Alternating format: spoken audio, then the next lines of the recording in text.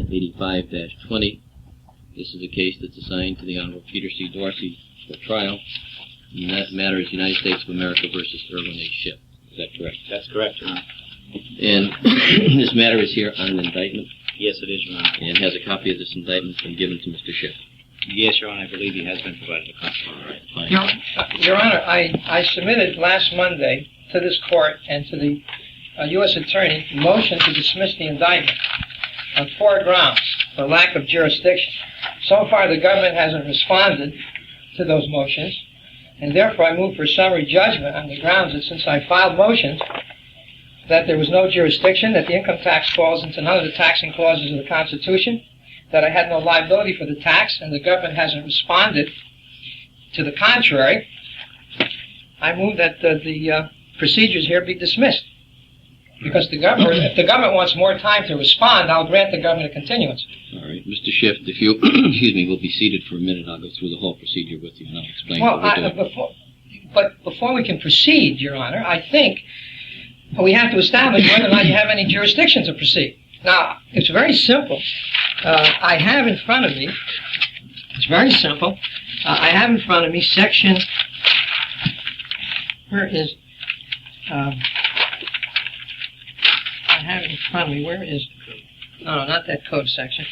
I have in front of me code section, okay, section 7402, and it very clearly says, the United States District Court shall have jurisdiction in any action, for general jurisdiction of district courts, in civil actions involving internal revenue laws. Now, I believe this is a criminal action. Now, if I can show the court where it has civil jurisdiction, I think it's appropriate at this time for the government to show the court where it has criminal jurisdiction. Because if the court has no criminal jurisdiction, I was charged criminally under a civil... Now, incidentally, I was not ordered, Your Honor, to appear in this courtroom. I simply was told last Monday, and I was given this little piece of paper by the clerk, simply saying to appear here at 9:30, and I am appearing. And I'm appearing here basically voluntarily, even though I was arrested. Now, I think it's appropriate, since I'm raising the issue of jurisdiction, and this I assume is an adversarial proceedings, that I think my adversary should tell the court where the court has criminal jurisdiction to proceed. All right. Mr. Schiff, if you'll sit down for just a second, please. Mr. Schiff, this is a preliminary hearing. This is not a trial of the matter, nor am I here to hear the motions addressed to jurisdiction. I will give you sufficient time to address your motions to the trial judge, and he will be the one. Mr. Schiff, please. Your Honor, are you going to ask me to plead? Yes, I am. Well, no, you're asking me to plead to a legal fiction. By forcing me to plead, you're going to ask me to plead to something that's not a crime. And therefore, I cannot give substance and credibility or dignity. You might as well ask me to plead. Suppose Michael Hartley arrested me for eating a banana. And now you're going to ask me whether I'm guilty or not guilty. And if I pleaded not guilty, what I would be doing is suggesting that there is a crime in eating a banana. Now, before we continue... No, before we continue, you will sit down and you will listen to my explanation of what we're doing. Please be seated, Mr. Schiff. Well, I think its jurisdiction has to be established, Your Honor, and I think the record ought to show. The record is going to show everything that should be shown. Mr. Schiff, my name is Owen Egan. I'm the United States Magistrate. I am here for the preliminary purposes of taking a plea in this case. May I just ask you, is this an adversary? You may shut up for just a second and let me finish. I'm here to take a plea to this particular case. The only plea I can and will accept is the plea of not guilty. Well, I'm perfectly willing to plead guilty. I will plead guilty. I will tell you. Can I plead guilty? No, you may. Why can't I? Because I have no authority to take Well, then let's get a judge in here who can accept a guilty plea. Mr. Schiff, please sit down at this time. I'm perfectly willing to plead guilty and to save the state and myself the expense of a trial, because I will admit, Your Honor, that I haven't filed and I haven't paid, and if I have a tax liability, and if Mr. Hartman will show this court where I have a tax liability, I am prepared to plead guilty. Now, I've given you your opportunity to talk, so you please sit down. But I am prepared to plead guilty. Please sit down and listen to me for a second. It's my obligation today to take a plea to an indictment that has been handed down by a grand jury on April 3rd in New Haven of this year. The only authority I have is authority to accept a plea of not guilty. Please, Mr. Schiff. Go ahead.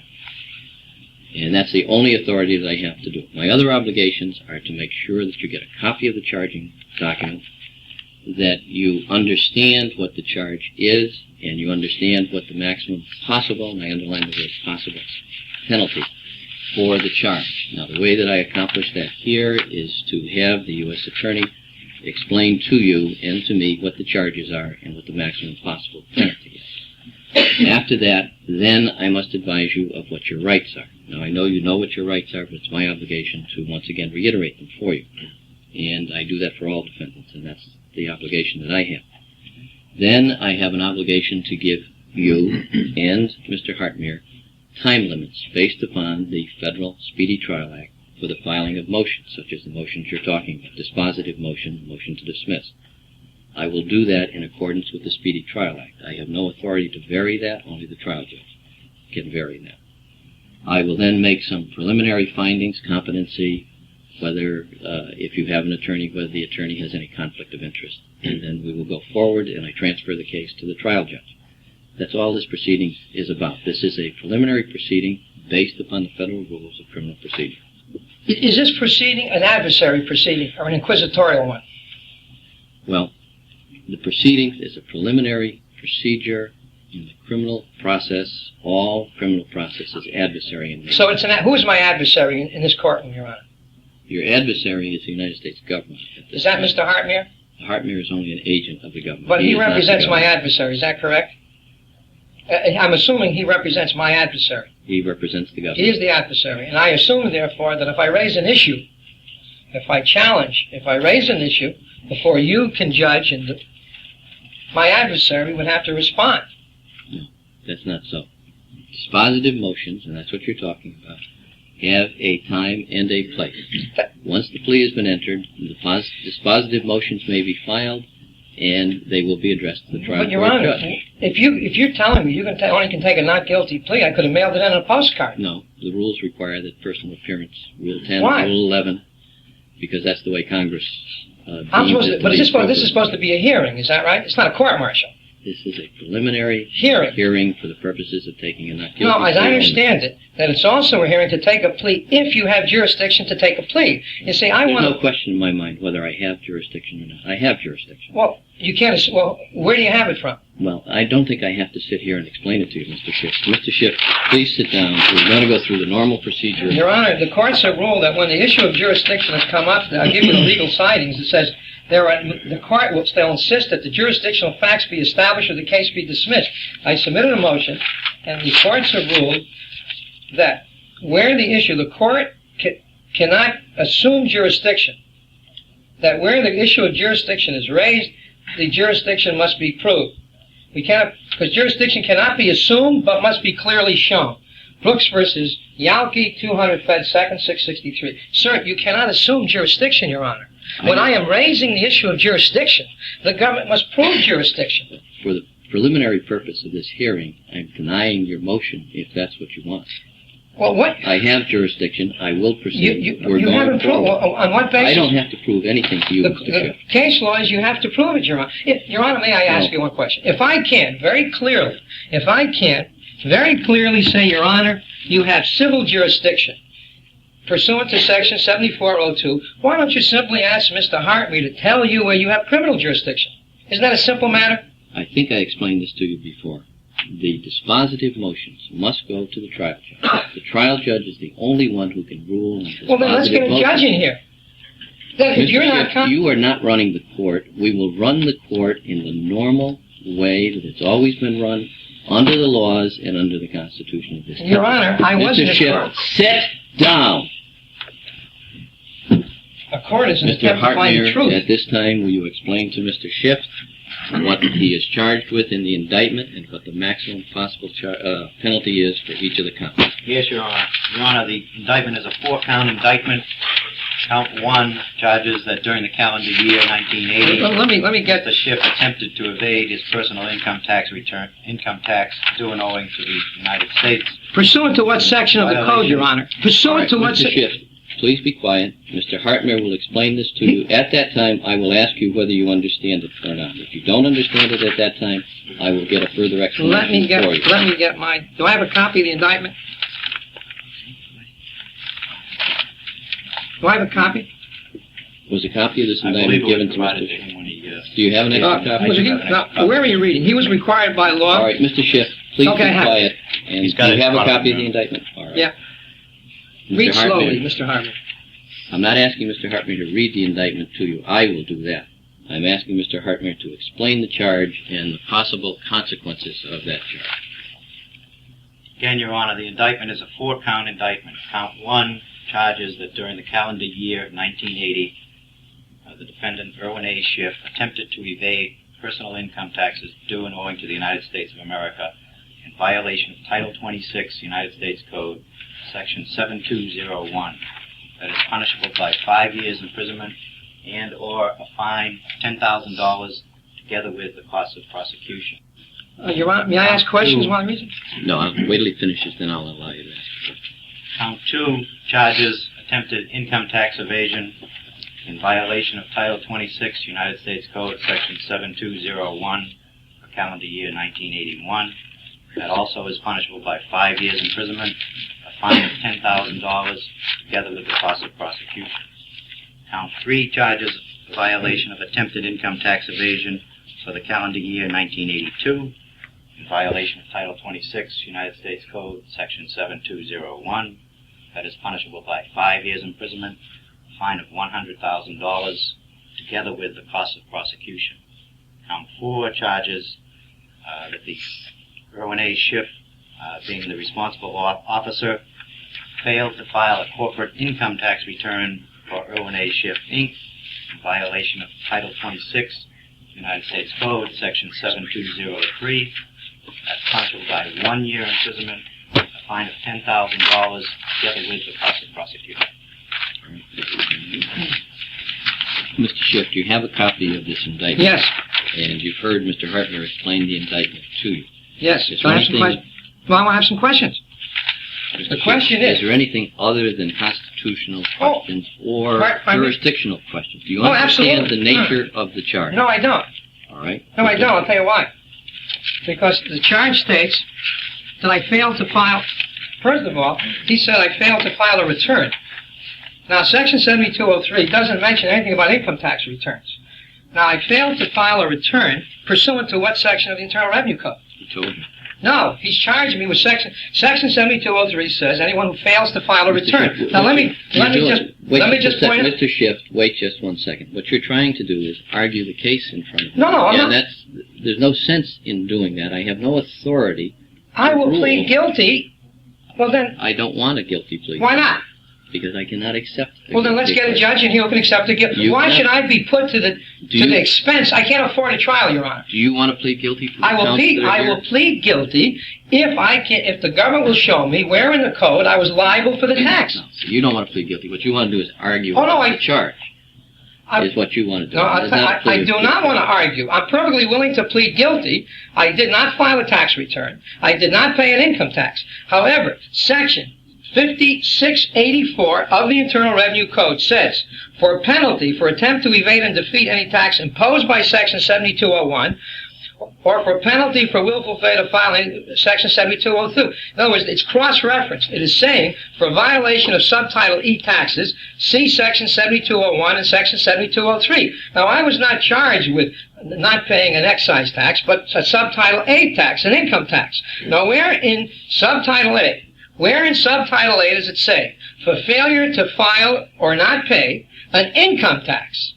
See Section 7201 and Section 7203. I have many sections in front of me. It says, for instance, Your Honor, in Section 5671 of the Code, it says, whoever evades or attempts to evade any tax imposed by Section 50051 or 59 with intent to defraud, they refer to specific code sections.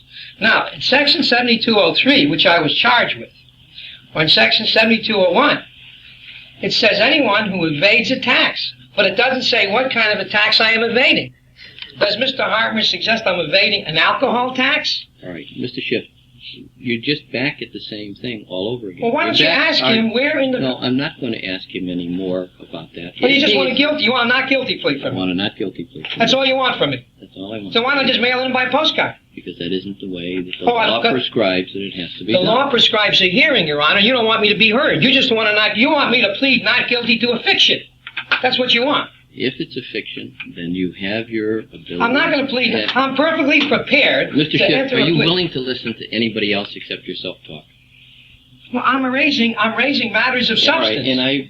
and I'm telling you where you can raise them and to whom you can raise them. But They're not raised to me in the proper procedure. You want me to give jurisdiction to the court by entering a not guilty plea? Not guilty to what? Where's the crime? Mr. Schiff, you're arguing the case. I'm not arguing the proper case. place to argue that case, that defense, is to Judge Dorsey, and it's through a motion to dismiss. If you let me get on with this, I will give you the dates where you can argue it and to whom you can. This is the proper place, Your Honor, to argue jurisdiction. This court is the proper place. This particular proceeding Jurisdiction is can not be raised. the proper place. Jurisdiction can be raised at any part of the judicial process. You've raised it. I've denied your motion to dismiss the case preliminarily at this point. Without hearing from my adversary. Without hearing from your adversary. Well, then this is not an adversary proceeding. I don't need to hear from your adversary to know that I have jurisdiction to take your not guilty plea and send you on to Judge Dorsey for the trial. Is this a of the Star case. Chamber proceedings, or is it an American courtroom where I'm Mr. supposed to Schiff, have a hearing? It's a courtroom where you will have a hearing. It is not a political podium for you to give addresses to the court. I am simply raising substantive. I am saying you have no criminal jurisdiction. There is nothing in Section 7. Denied your motion. How much more can I tell you? How you can deny it? I know you disagree, and I know it's a Are respectful you my adversary, or is disagreement. Michael Hartner? The court is not your adversary. Well, then it doesn't seem to make any difference. I denied your motion. Without any hearing from Mr. Hartman. Without You any have a hearing friend from in the court, Mr. Hartman. Mr. Schiff, the next It's thing I easy must for you, do Mr. is to take a plea. I'm not going to plea, Your Honor. All right, well, I am not going to there give is a substance, and I'm not going to give dignity to a legal fiction. Well, let me tell you what my obligation is for any defendant who does not plead not guilty. No, I am not going. You make a plea of not guilty to someone who refuses to plea. I don't refuse to plea. I just told you I will plead guilty. I will plead guilty if Michael Hartman will show me. There is no, Mr. Schiff, when you put the word "if" in there, you're not asking to plead guilty. You're just asking to attack and to ask the government to dismiss. Well, put me to the case. test. Put me to the test. If Michael Hartman, if you'll just stand there for a second. if Michael Hartman will show me where I'm liable for the tax, I'll plead guilty. It's that simple. I'm not asking any of that at this time. Mr. Schiff, I have an indictment before me, and count one of the indictment, the grand jury charged that during the calendar year 1980, Irwin A. Schiff, the defendant herein, a resident of Hamden, Connecticut, had and received taxable income of approximately $26,529.13. You asked me another question, Your Honor. What is income? Please. Where is income defined in the code? Mr. Schiff, please. When you asked me if I had a question. No, I didn't. I told you I'm reading this to you so that you know what the charge is. Then I'll ask you what your plea is. I'll start again. That during the calendar year 1980, Irwin A. Schiff, the defendant herein, a resident of Hamden, Connecticut, had and received taxable income of approximately $26,529.13. That upon said taxable income he owed to the United States of America income tax of approximately $6,485.96. That he was required by law on or before April 15, 1981 to make an income tax return to the Internal Revenue Service and to pay such income tax, that well knowing the foregoing facts, that the said Irwin A. Schiff, on or about April 15, 1981, in the District of Connecticut, do willfully and knowingly attempt to evade and defeat the said income tax due and owing by him to the United States of America for said calendar year, by failing to make such income tax return to the said Internal Revenue Service, and by failing to pay to the Internal Revenue Service said income tax, and by concealing and attempting to conceal from all proper officers of the United States of America his true and correct taxable income, in violation of Section 7201, Internal Revenue Code, Title 26, United States Code, Section 7201. Mr. Schiff, to that count, how do you plead? Well, before I can plead, I'm not refusing to plead. Now, first of all, I was charged with failing to pay income. Now, this is not a duty on cigarette. Where is income? What is income, and where is it defined in the code? I want to know what income is for Mr. Hartman, because the courts have ruled that income, in the case is Bruce Shaper versus Union Pacific Railroad, and the Eisner case has defined income, and income must be given the same meaning in all the income tax statutes as was given in the Corporation Excise Tax Act of 1909. Now, is that the income that the government is charging I received?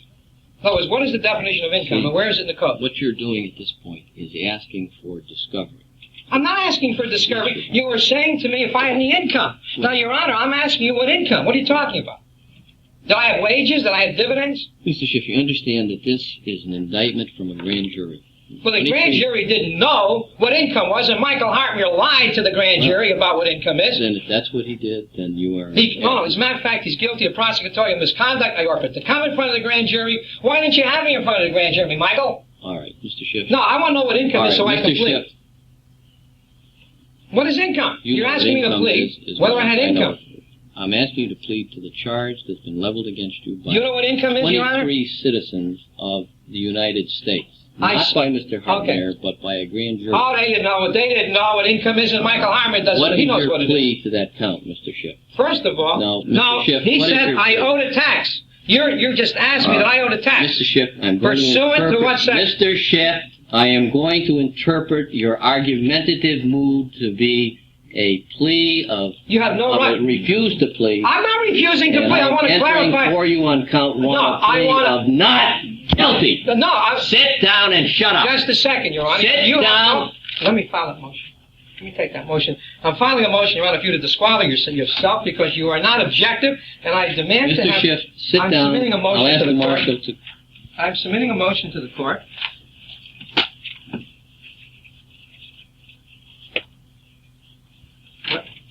What is the name? Why don't you sit down, okay?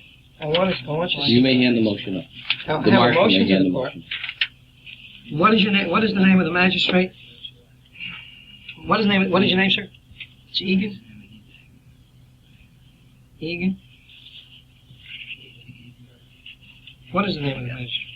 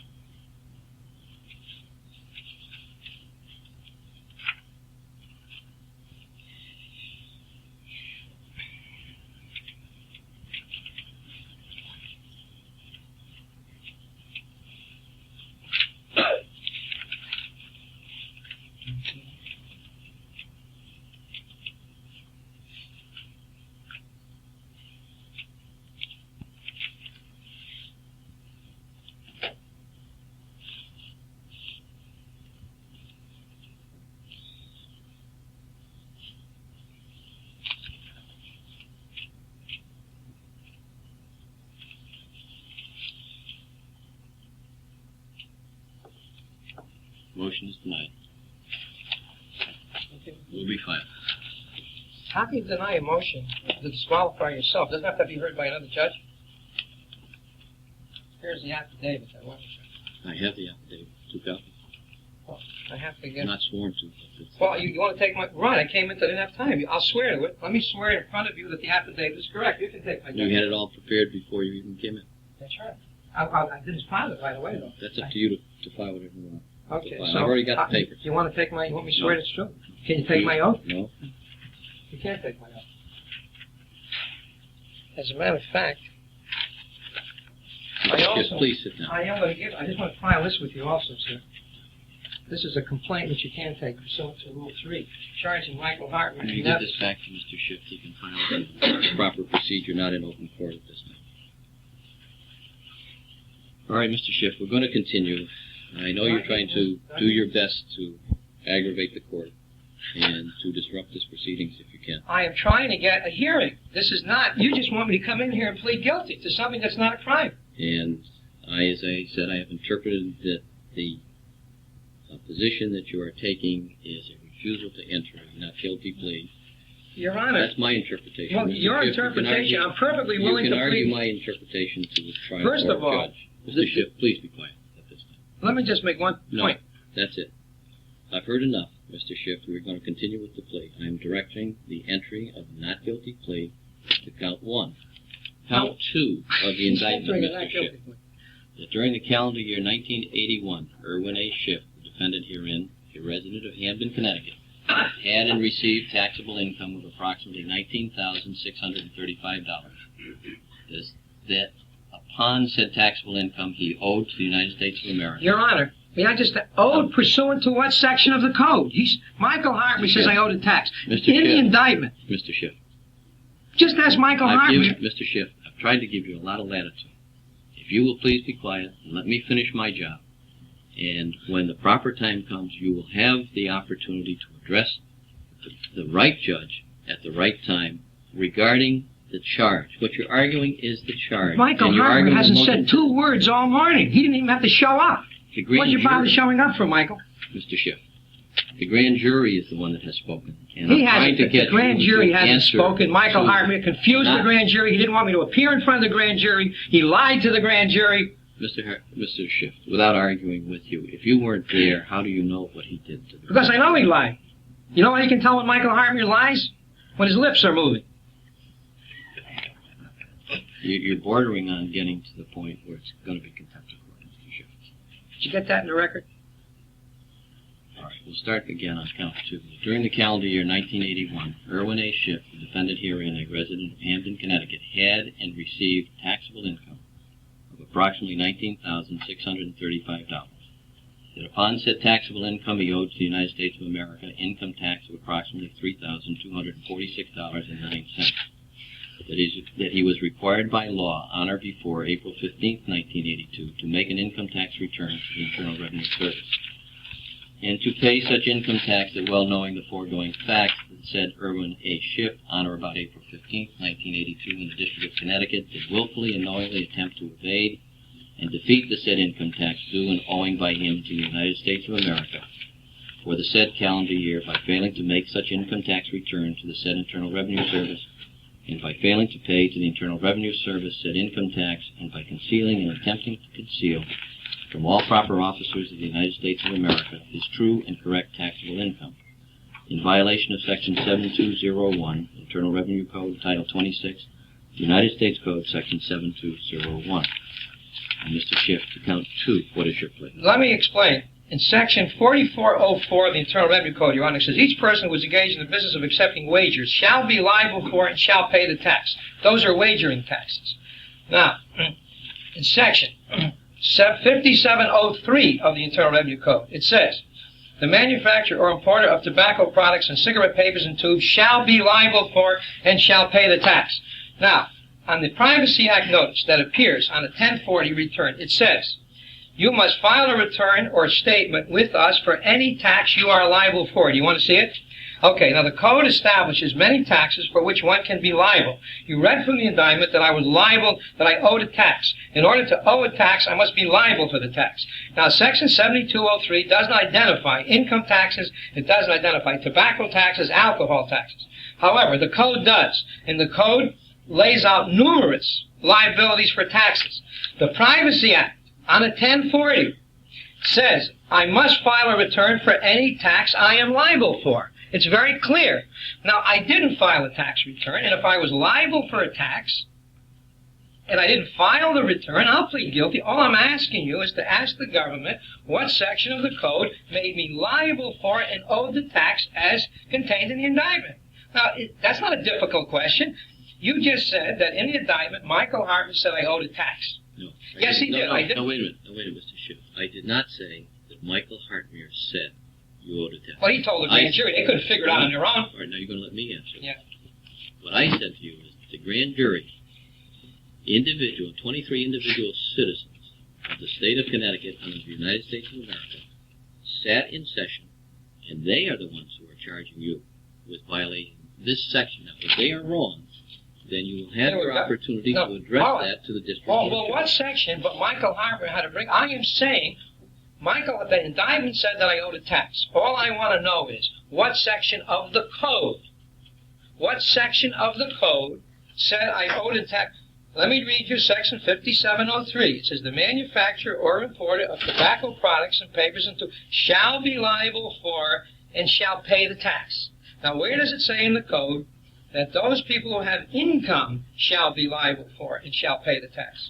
See, what you're arguing is the essence of the charge. Oh, no, I am not arguing yes. I am simply asking you to ask Michael Hartmere. Michael Hartmere has not brought any charges. The charging document here is not an information. Well, bring or a somebody complaint. Well, he was there.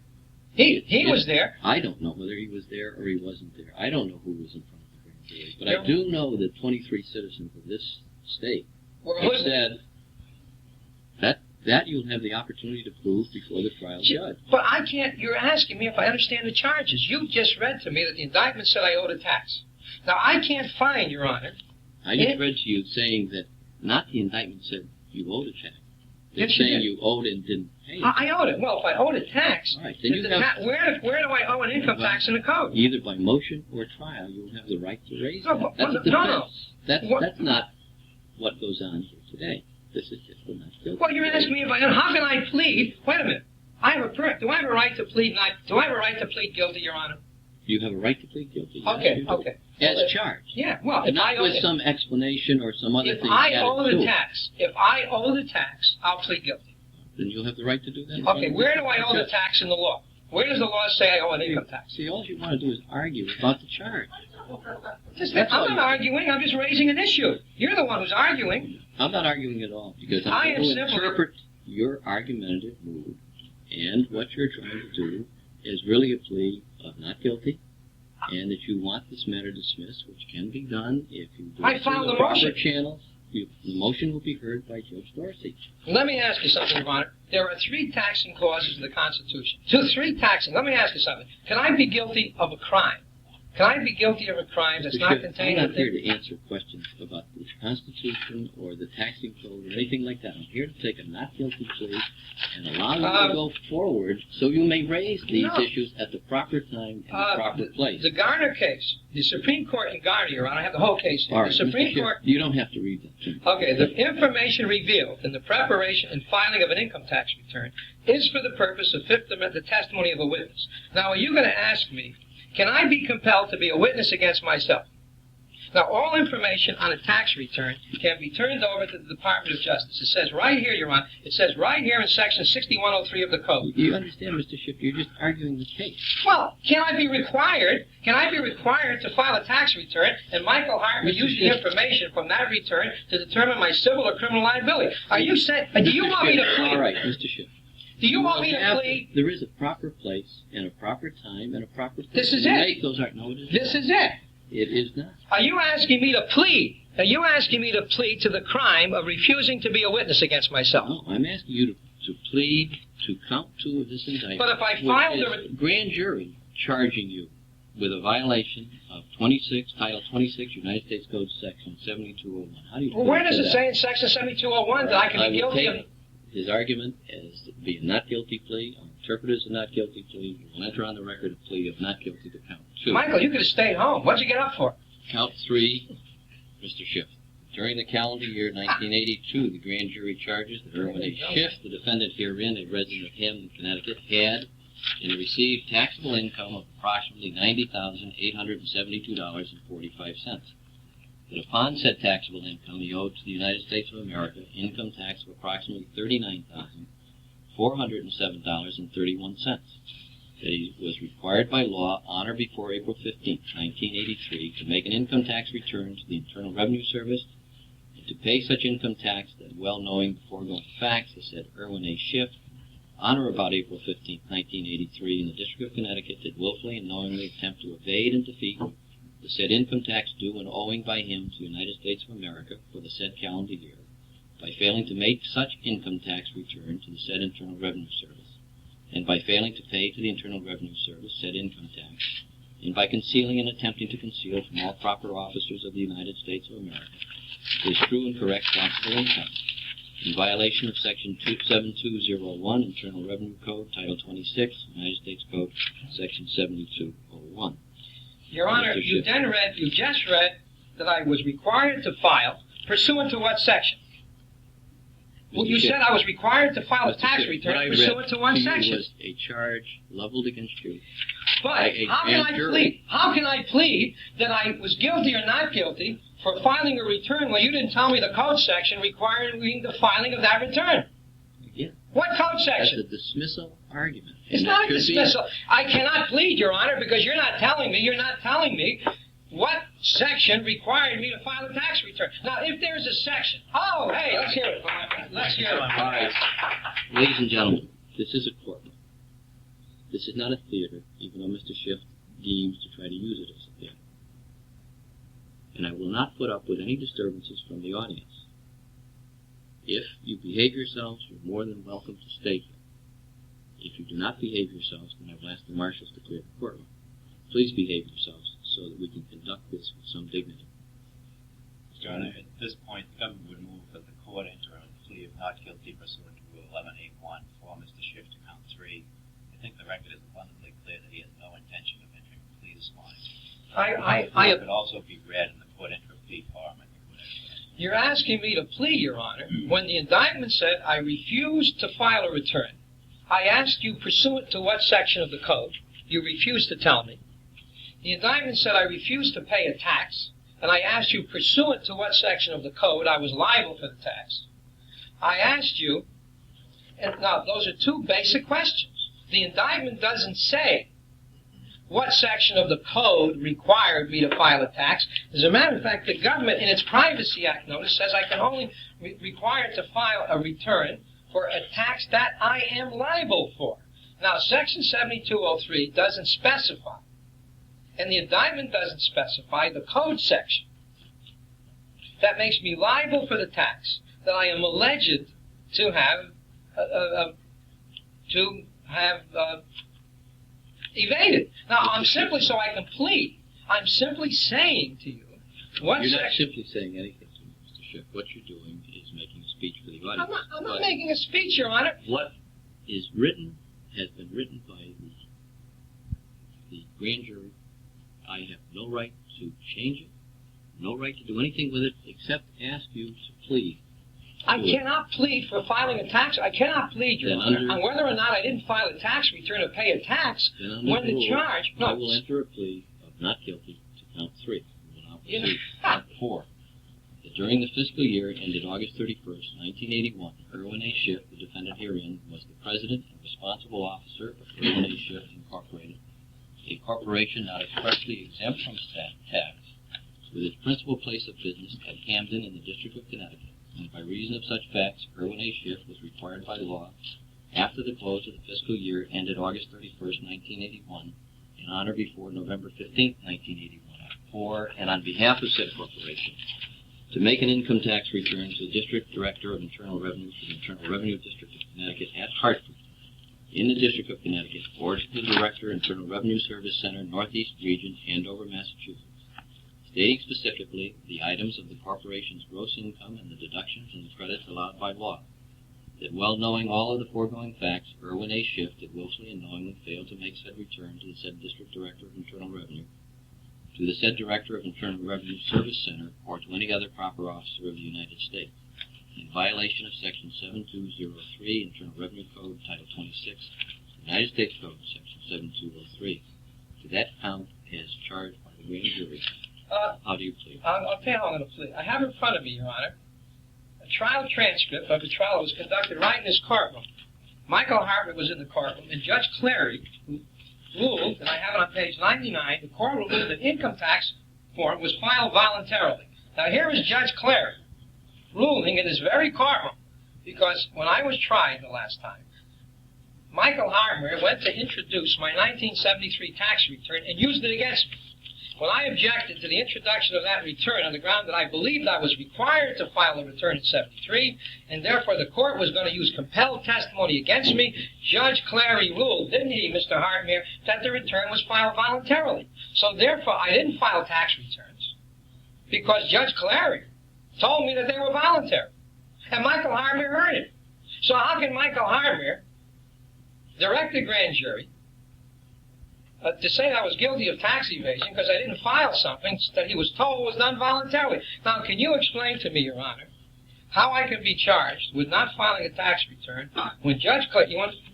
No, that's all right. I will Stay see right you. there. No, Mr. Schiff, stay right there. I take your word for it. Well, here it is. Well, Your Honor, Judge Clary ruled, you can ask Mr. Harvey, didn't he rule that it was filed voluntarily? Didn't he rule? He doesn't have to answer any questions. Well, he got my 73 return in, Your Honor. Tell me what you want to say. Now here is, do you believe Judge Clary's a liar? I'm not here to answer any questions. Well, Judge Clary, You're here to answer questions for me. Well, I'm relying on Judge Clary, who I think is your senior in the hierarchy of the court. Now here is Judge Clary saying the court will rule that the income tax, meaning my 73 return, was filed voluntarily. Now, if Judge Clary could tell me that my tax returns were filed voluntarily, do I have a right to rely on Judge Clary? That's an argument you'll have to raise in front of Judge Dorsey, not in front of myself. Well, let's get a judge in here who can rule on these issues. Are you saying Clary doesn't know what he's talking about, Your Honor? No, Mr. Schiff, you know better than that. Well, if I Judge haven't said anything. You're the only one doing any talking. Well, if Judge Clary, Your Honor, ruled that filing a tax return was voluntary, then I assume Judge Clary knows what he's talking about. And how can I plead to something that is voluntary? You know, for probably the first time all day long, I found something I can agree with you on. If Judge Clary said something I can agree, he knows what he's talking about. Well, he says it's That's where voluntary. I can go. Well, then we all can go home, then, right? Not quite. Well, wait a minute. If Judge Clary, and I have the transcript right here. So Judge Clary said it was voluntary. So how can you ask me to plead to something that is obviously not a crime? See, that's again an argument on why the charge, which is not leveled by Mr. Hartman, who you keep pointing the finger at, but by the grand jury. He didn't have a witness in front. He didn't. Your Honor, let me say one thing. Michael Hartman, I personally gave Michael Hartman a copy of this book. Okay, now the law provides, Your Honor, the law provides very clearly, where is the law? Section 7302, Your Honor, provides very clear, where is it? Tell me, Judge. No, the law provides in section 7302 that it is illegal, Your Honor, to have or possess any property used to violate any law. Here it is. It's very clear, Your Honor. It shall be unlawful to have or possess any property intended for use in violating the provisions of the Internal Revenue laws or regulations prescribed under such laws, or which has been so used, and no property right shall exist in any such property. Now, I have a right to assume that my book, which is the best-selling hardcover book on income taxes, let me say, because Simon & Schuster turned over $200,000 that they owed me on this book without a court order. How does that hit you? And without a hearing. Okay, now Michael Hartman had a copy of this book, and the government itself has, from time to time, has had possession of this book when it's confiscated the property of other so-called tax resistance groups. Now, they've given this book back to people. Now, if this book, which tells people not to file, were violative of IRS laws and regulations, they should have confiscated it. Now, I have a perfect right to therefore believe that the information in this book is correct. I would like to ask the government, I would like to ask Michael Harvey why these books haven't been confiscated. Mr. Schiff, now I'll let you go on a little bit. Well, the grand jury has charged the crime in count 4. I will interpret your statements to be a refusal to enter a plea at this time. I therefore, under Rule 11A, will enter a plea of not guilty. I want to object. I want the record to, if you're just pleading me not guilty. I mean, I didn't have to show up. You and Michael could. He didn't even have to show up either. You could have just read it into the record. I want to. Yes, you could have, Your Honor, because you haven't answered one question. I haven't made speeches here. I've raised substantive issues of law. Can I take issue with one thing? You've done nothing but make speeches since we got here. I haven't made speeches. You forced me to make speeches. You forced me because you didn't have. The plea is. Please, would you sit down for just a minute? I want the record to show that I object to each and every plea, that I haven't refused to make a plea, that I was perfectly willing to plead guilty if the government showed me where it had jurisdiction, where the law said I was liable for the tax, where the law said I owed in tax. I have never been assessed for any taxes. Mr. Schiff, if you'd sit This down. is a mockery, it's a mockery of justice in American court. Mr. Schiff. You're trying to make it a mockery. I am not. If anybody is trying to make it, but let me go on. Yes, go ahead. Other things. Some things I think that you should know, I believe you probably already do, but I will repeat them just in case you have forgotten. You have a right to remain silent. And that means you don't have to say anything to anybody, including myself, or to any other officer of the court, or any officer of the government, people sitting in the courtroom, or somebody on the street. That's a right. That's not an order.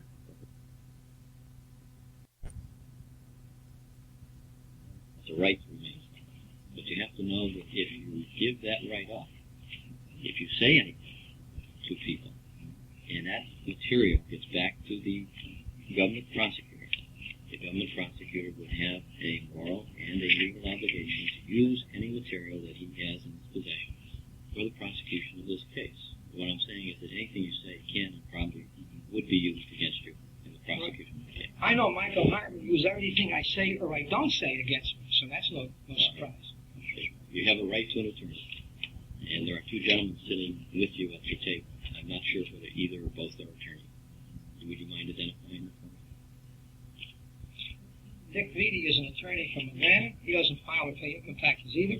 And Scott Redelman is an accountant from Washington. He doesn't file or pay income taxes either. Well, I don't think your admission can be used against them, I hope. But thank you very much for identifying the gentleman for me. Is Mr. Vitti going to enter an appearance for you? Not at this time. Not at this time. Okay. Are you going to hire a lawyer? If I can find one who knows the law. All right. Are you able to hire an attorney? No, I don't have any money around. The government took it all. Do you? They got to be able to work cheap. All right, then I have the obligation to tell you that if you're indigent, and I'll explain this in just a second to you, you have the right to ask me to appoint counsel for you. Now, as far as I'm concerned, indigency means that you don't have enough wherewithal to pay for the necessities of life, bond, and an attorney. If you have to make a choice between any of those three categories, then I believe that you have some degree of indigency. You have to have financial stake to make a determination. I don't have the financial resources to hire competent counsel. I probably have to hire counsel, but they won't be competent. I can't even find competent counsel. But you have the resources. It's from Atlanta. Do you have the resources to hire counsel? I have to look around and see. The few attorneys that I spoke to want a lot of money. All right. You understand that if you are indigent, now remember, whether they don't have enough money for food, clothing, shelter, medical necessities, bond, and an attorney, you have the right to come back and ask the court to appoint an attorney for you. If you'd ask that and file the proper financial affidavit, I'd be happy to do that. Do you want me to appoint an attorney for you? I'll have to seek one out. All right. But remember, you have that right. You can come back to the court at any time. Lastly, you have the right to bond. Bond is set by myself, and I will find out what the bond has already been set. I believe you already appeared before me. Yes. Is that correct? Was that in California? Yes. Was your bond set at that time? Yes. Do you mind telling me what? Well, I have the papers up to see basically on my own retirement. Now, I showed up here. I showed up to it. I'm not going anywhere. Mr. Herman, what is the bond? Bond, I understand. I don't have a copy of the bond itself. I believe it's $50,000 personal funds. Non-surety bond. Yes, sir. Is that correct? Yes. All right. Is there any reason to change that bond? No, Your Honor. Do you see any reason to change that bond? No. Sure. All right. Then we'll leave the bond as set by the magistrate in California, $50,000 non-surety. Was there any territorial limits on it? No. No territorial No. limits. They expand the bonds. Usually the bond is limited to the district in which it's signed. They didn't do it. They didn't do that? No. Then, What they usually do is write in. well, Your Honor, for political prisoners. And, I didn't say I was arrested by 3 IRS agents, not U.S. Marshals. They were carrying guns, and according to the law, IRS agents are not permitted. Now, what do we do, Your Honor, when I'm arrested by members of the government who are not authorized? Let me just, where's the code section? I want to file charges, as a matter of fact. Here, section 7608, Authority of Internal Revenue Enforcement Officers. It says, enforcement of subtitle E and other laws pertaining to liquor, tobacco, and firearms. And under that section, IRS officers are allowed to carry firearms for the enforcement of liquor, tobacco, and firearm taxes. Enforcement of laws relating to other than subtitle E, they're not authorized to carry firearms, and they're not authorized to arrest people. Now, that arrest was illegal. Now you're asking me what procedure you have to file a complaint. Is that correct? Yes. You should draw up your complaint. You should visit with the United States Attorney and ask him to look into the matter. Oh, I can ask he set it up, Your Honor. Mr. Hartner is the Assistant United States Attorney. Mr. Nevis is the United States Attorney. I would suggest that you go and see him. Well, now, if according to Rule 3, are we through? Or to the, no, I've got a couple of other things we have to handle. Or you may file a complaint, of course, with the Director of Internal Revenue. That would be the supervisor of the people that you're talking about. The next thing that I have to cover, the bond has been set. We're going to continue the bond as it was. What I was trying to find out was whether or not there's a territorial restriction. Yeah. There doesn't seem to be a territorial. Mr. Hartman, you're not aware of any territorial restriction. Oh, yeah. We'll leave the bond just the way it is at the present time. Now let me ask Mr. Hartman, do you have any information in your files that would indicate to you that Mr. Schiff is not competent to go forward or to enter this plea here? No, Your Honor, Mr. Schiff was examined prior to the last trial, well, not the last trial, the first trial, before Judge Daly. He was found to be competent at 1978. Mr. Schiff, are you claiming incompetence? No, I'm not. And the court finds that you're competent preliminarily without prejudice. And at this point, I must now give both of you, and this is the part that you should pay special attention to, because these are where all your arguments are going to be addressed that you're making. If you have any substantive motions, that's a motion to dismiss, a motion to suppress primarily, you must file them with the court on or before May 8th, 1985. The government must answer those motions on or before May 15th, 1985. If either of you want an evidentiary hearing or an oral argument, you must claim this in writing to the clerk of the court at 450 Main Street here at Hartford on or before May 18th, 1985. You'll get a written copy of this order. I'll give it to you today. Can I put in for an evidentiary hearing immediately? You could, before you leave the building, you can go down to the clerk's office and file a request for an evidentiary Well, hearing. does there have to be a motion for it, or just I like to see the evidence It has to that the be- government has that I don't believe that you're required to file. You've got a witness that says I don't believe what I wrote in my own books. You really believe it. All right, that's the order on the substantive motion. That's a motion to dismiss or a motion to suppress. And I would take it that what you have filed is a motion to dismiss. Is that? It was not a motion to dismiss, it was a motion to throw out the indictment for lack of jurisdiction. Well, layman's terminology equivocates, I believe, into a motion to dismiss. Your Honor, at the last trial, I was not allowed any pre-trial arguments on the law. So that's one of the reasons why I don't want to get into the clutches of the court.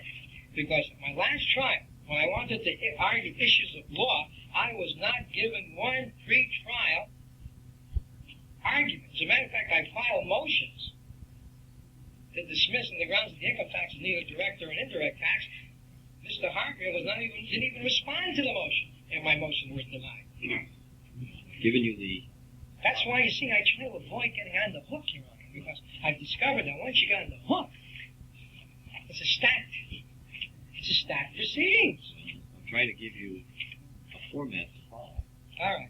May 8th is your date. May 15th is his. Now, if you want oral argument or an evidentiary hearing, you must claim it in writing to the clerk of the court here in Hartford. How about a change of venue to New Haven? That would have to be claimed. That's not a substantive motion, but it is a motion that you have the right to file. Oh, I have to ask for that. You're right. Oh, it's not taken. I'm going to give you a copy. I'll make a photostat before you leave. It'll go out in the mail soon also. The other thing I'm entering today is the standing order of discovery.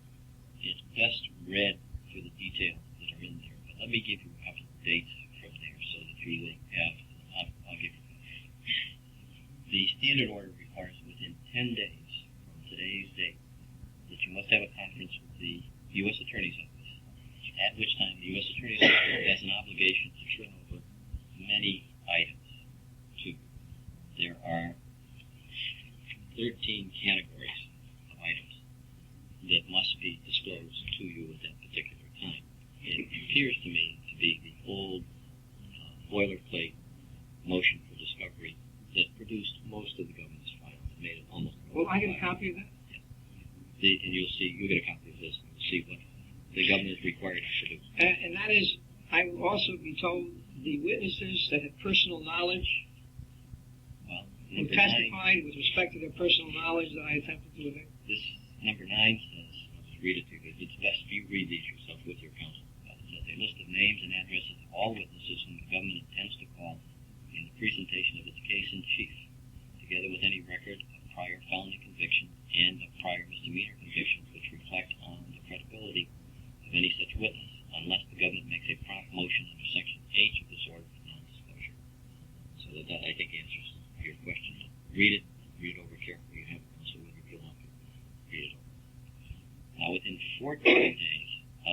meeting date that you have with the government, then you have an obligation to inform the government of the nature of your defense. For example, general denial, entrapment, alibi, insanity, or some other defense. Whatever defense you're raising, you have the obligation to notify the government of your defense. And then the government has certain rights to certain materials, books, papers, etc. But it's best read for content. I'm just trying to call the dates to your attention. Within 20 days of date of arraignment, today is your date of arraignment, then all motions concerning materials or information not covered by the standing order must be filed with supporting papers and memorandums of law. Let's say there's a motion for discovery that is not covered by that standing order, something, for example, a bill of particulars. And that's one of the things that you seem to be asking here today. You must file that within 20 days of today. That's all going to be in this It's information. all in there. Okay. Now read the rest of it should be there for its content. I'm signing it now, and I will have the clerk make a copy and hand deliver it to you before you leave. Now, at this point, it would appear that we have completed everything we have to complete for witnesses and so on. I'll take some time. Is there anything that you think of that I have not covered? No, Your Honor.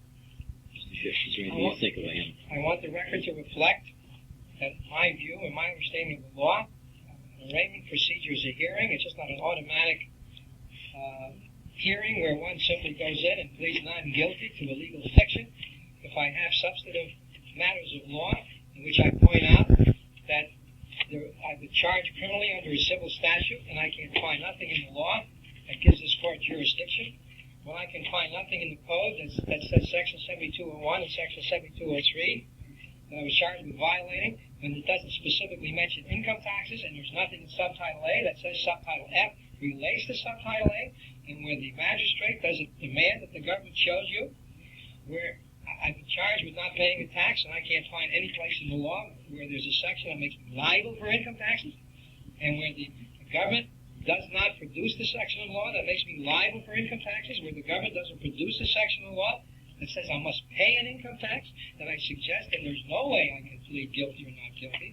And I'm saying that this arraignment also was a fiction, just like the charge of willful failure to file was a fiction.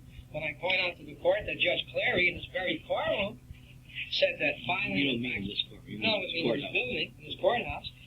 And I just want to say it's a sad day in American courtrooms where the Supreme Court has ruled in Garner that the information revealed in the preparation and filing of an income tax return is the testimony of a witness, and you're asking me to plead guilty or not guilty to the charge. You're refusing to bear witness against myself, because that's what you're asking me to do, whether you realize it or not, and also to suggest that the grand jury found me guilty of violating a code that not one member of the grand jury understood. As a matter of fact, even President Reagan a few days ago said this is a conglomeration and nobody understands it. I've written a book, Your Honor, so it will make the law more understandable. I sent you a copy which you returned. I just sent it to you not to bribe you, but hopefully my book, which required a lot of research, will give you a little insight into the law. So I must enter an objection that this was not an American arraignment. This was more like some kind of a summary procedure, which I suggest is more suggestive of a Star Chamber proceedings. I must thank you for your fear, but still I feel that your actions were tied, because you certainly knew that if I walked out of this courtroom, everybody in jail for income tax evasion would also have to be cleared, and everybody who's illegally in jail for willful failure to file. So in order to protect the system, in order to protect the illegal arrest and prosecution of Americans for a crime which does not exist, in order to protect the system, just like any judge in Cuba or Iran or in the Soviet Union seeks to protect the system of which they are a part, you have thrown law and logic to the winds. And if you suggest that I am making speeches, I am not making speeches, except I'm not going to sit here like a bump on the log. I happen to know a little law. I happen to be familiar with the fact that I think this is an adversary system. And I suggest to you, Your Honor, that Michael Harvard didn't have to show up, and I certainly didn't have to show up. You could have taken a not guilty plea on the basis of a postcard, and I thought that my purpose here was You said clarify the charge. The charges were not clarified. I asked you from the indictment. Michael Hartman said I owed an income tax. I asked where the definition of income is in the law. He didn't give it to me. I asked him where the law says I was required to pay the tax. He didn't show me the code section, because the income tax, Your Honor, is based on voluntary compliance and self-assessment. The courts have ruled that. And I want the record to show that I object to the plea, that there was really no arraignment. This was a make-believe procedure, and I'm going to suggest this to you, Your Honor. In any country where they have drumhead justice, where they put people against the wall, they don't just take them and put them against the wall. They also conduct hearings. They also conduct show trials. And I'm going to suggest to you, Your Honor, that this procedure is nothing more but an attempt to create the illusion that due process was afforded to me, and there was no due process. Your speech will be noted for the record. Your objection will be noted for the record. That's all I have to say. Thank you. Thank you for coming, Mr. Schiff. Thank you for coming, Mr. Schiff. Thank you, Your Honor. Recess.